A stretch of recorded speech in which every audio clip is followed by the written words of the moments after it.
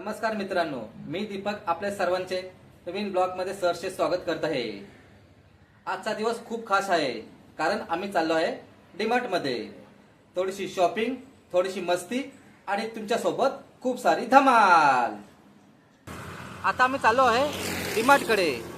पावसाचं थोडं वातावरण आहे, परंतु आमचा शॉपिंगचा मूड तयार झाला आहे। अरे बापरे, पाऊस आला आहे बाबा। आता आपण भेटू शकतो। चला पटापट जाऊया आपण डीमार्टकडे।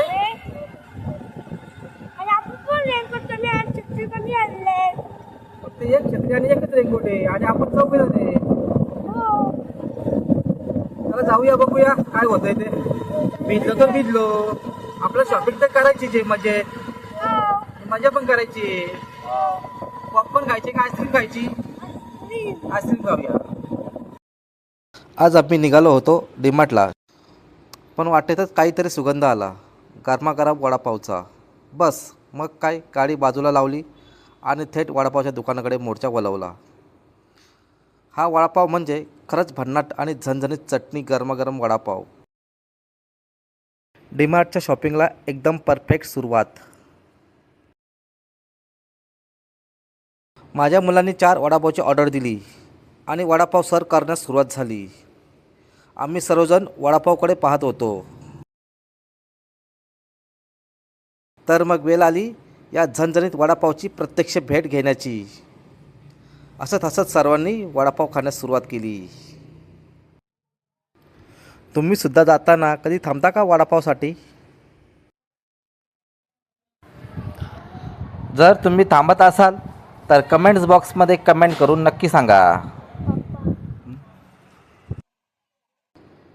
तर आता आम्ही आलो आहोत डीमार्टच्या आवारात। सामान्य दुकान नाही हे, इथे तर पूर्ण शॉपिंगचा महापूर असतो।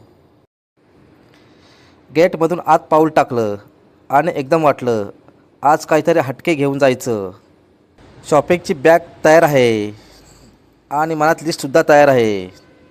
चला मग शॉपिंग करण्यासाठी सुरुवात करूया।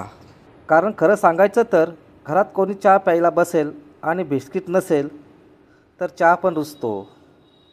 इथे बघा किती प्रकारचे बिस्किटे, Parle, happy happy, hide and seek, Marie, सगळी नावं बघूनच भूक लागायला लागले।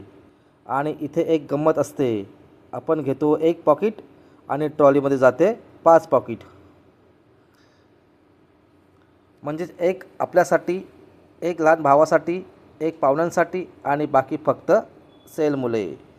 बिस्किट सेशन संपल्यानंतर आम्ही आता आलो आहोत कोल्ड्रिंक सेशनमध्ये। इथे पाहायला मिळतात सगळ्या प्रकारच्या कोल्ड्रिंक्स, जसे कोक, पेप्सी, स्प्राईट, माझा, फ्रुटी।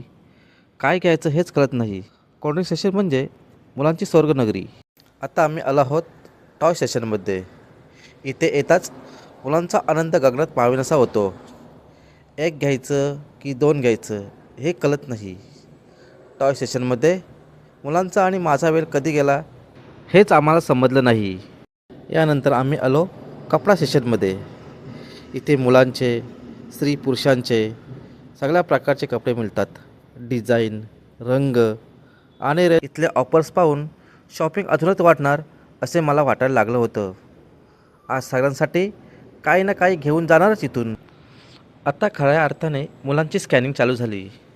कोणता रंग चांगला आहे, कोणत्या कपड्यावर जास्त ऑफर्स आहे, हे करता करता वेळ कधी निघून गेला हे कळलेच नाही।